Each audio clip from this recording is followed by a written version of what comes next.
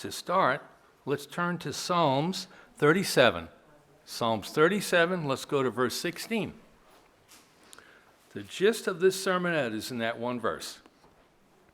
And we'll be explaining it as we go.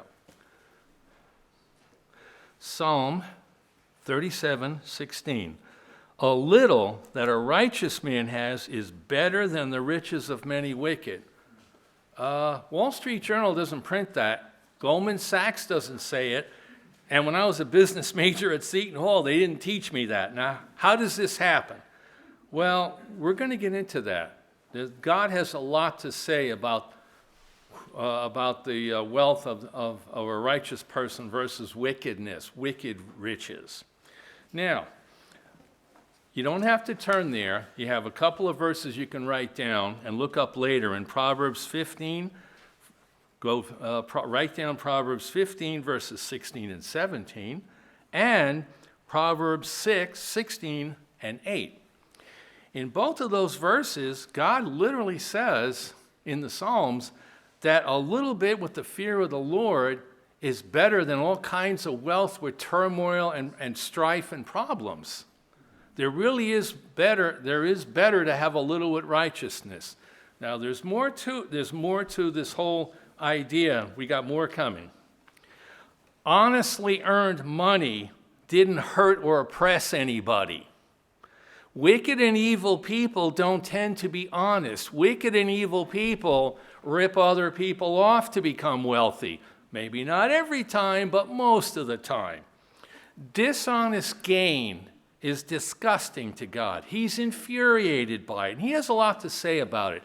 I'm going to give a few examples so we can see the balance of what wickedness with wealth and what it does to people.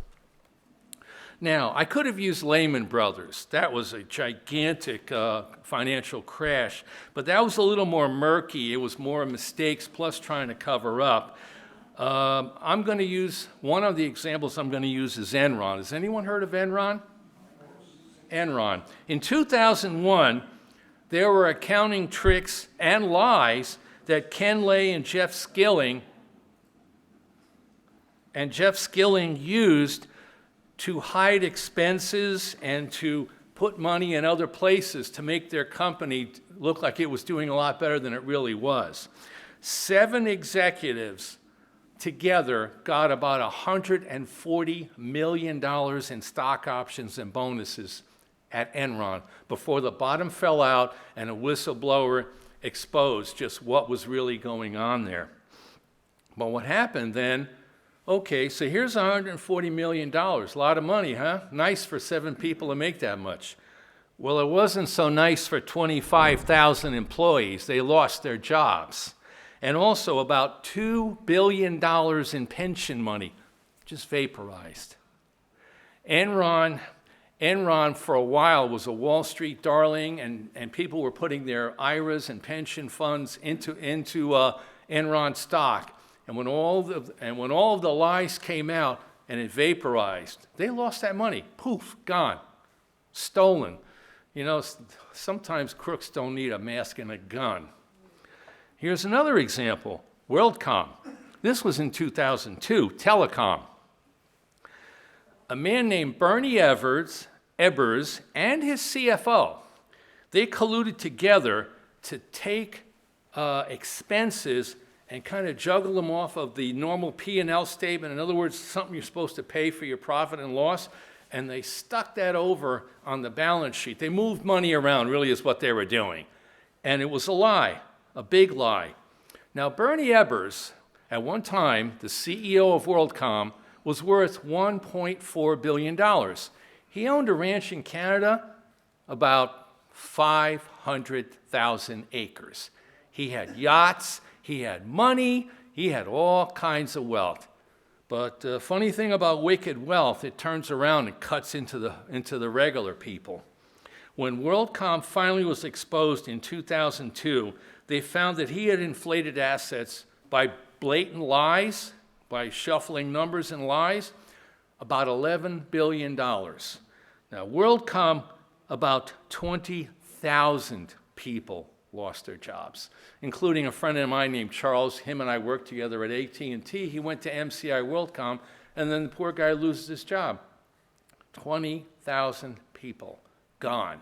Their jobs, their careers, their pension plan, their pension money, stock, all gone. Bernie Ebbers was sent to jail. His sentence was for 25 years. He was let out after 15 years, I think, for his health was failing, and he wound up dying outside of jail. But here's the point. All his wealth was built on evil and wickedness and lies, and it stomped on, robbed, and pillaged other people to do it. Now, another one, you've probably all have heard of this one, Bernie Madoff in 2008. He was one that ran a Ponzi scheme. People were sending him money, and he was just taking money and paying off yesterday's investor with today's new money. He never made money. The whole thing was a lie. It was constantly paying off last week's investor with today's investor, and he just kept rolling into getting new investors. Well, funny thing about that, about $20 billion were gone. Now, it's about $65 billion on paper, but about $20 billion in real cash. Real people that sent him money, and they're gone, and the money's gone. Now, he went to jail as well. I've read somewhere in an account that Bernie even took money from very unsavory people, which is why he turned himself in prison, because that's a safer place to be than what would happen if some of these other unsavory people caught up with him. Now, I'll give one more example. Anyone here heard of a company called Theranos? Probably not. Okay, there was this woman, very intelligent woman. Her name was Elizabeth Holmes. She was a brilliant woman. I mean, she had a lot of smarts. And she had an idea for a machine that would do blood tests from a drop of blood. Physically, that's almost impossible to do more than one test. And with some blood tests, you need way more than one drop of blood. It just is not physically possible. She was told by expert people, no, it can't be done. She builds a company. She had, at her peak, about 700 or 800 people working for her. At the peak, Theranos gave her a worth of about $4.5 billion. Just one problem with that. The machine never worked. Period. Her machine was supposed to be able to do 40 blood tests at one time out of one drop of blood. It never did. It was a lie from the day start. She kept telling people, well, we'll just tell them it works until you get it working. But she brought in top scientists. She brought in a person with a PhD from Cambridge, and he was the lab chemist leader, and he couldn't make it work either. And he tried to tell Elizabeth, she wouldn't listen. So here we go. Eventually, hundreds of millions of dollars of money invested in that company, poof, all gone. I personally was madder at this than the other crooks because as anyone here who knows a diabetic or anyone on cancer chemo, blood test is absolutely critical. Gotta have it, and it better be right.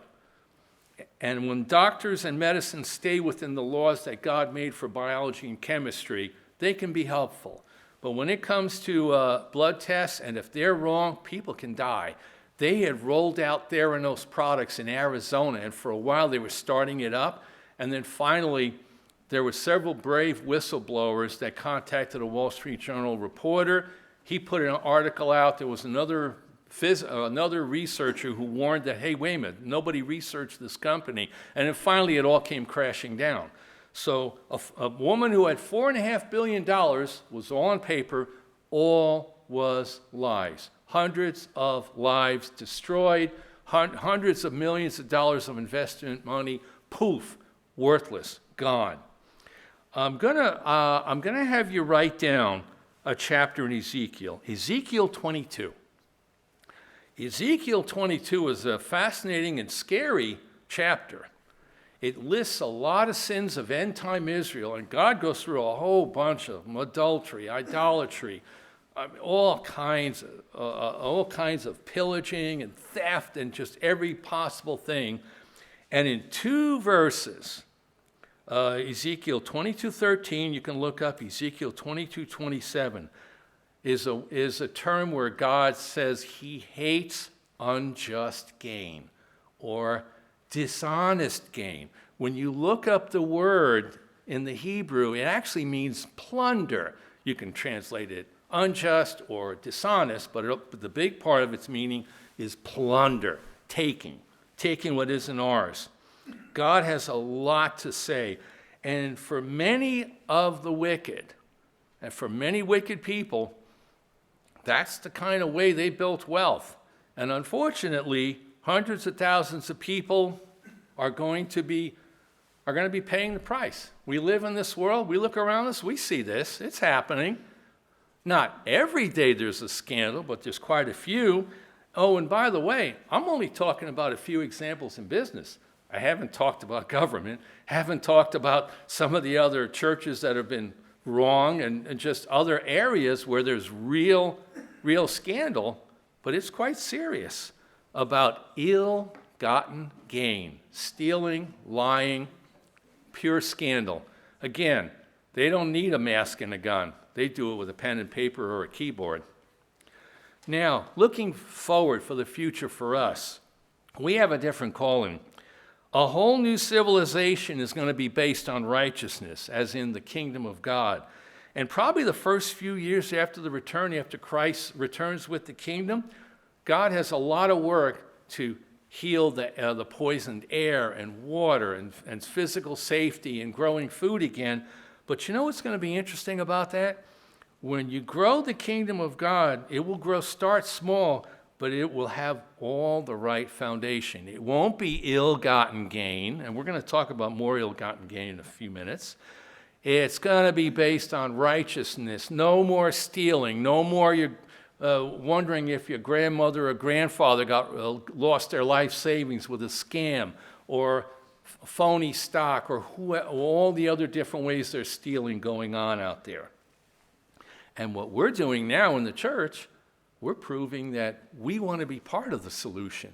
We have to live like this, and we're proving to ourselves that it really is better a little with righteousness. Yeah, would I want $10 million and then want to be looking over my shoulder because the people I stole it from are after me? No, it doesn't work. No more. We don't want that stuff. We don't want it at all. I want to talk finally as we wind this up. There is a city in Revelation 17 and 18, and it's called Babylon the Great.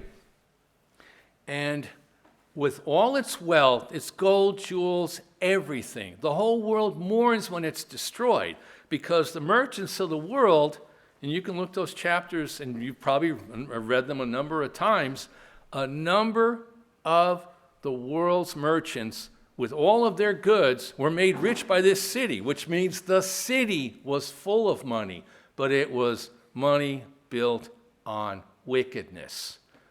And I'll just say this in my own personal mind, from what I see, I think the blood of the saints and the martyrs is worth every scrap of gold and jewelry that dirty, rotten, evil city and system is ever going to have. It was built on wickedness, and its judgment is coming, and it's going to be destroyed, and it deserves to be. Righteousness really is better than wickedness and evil, and more valuable.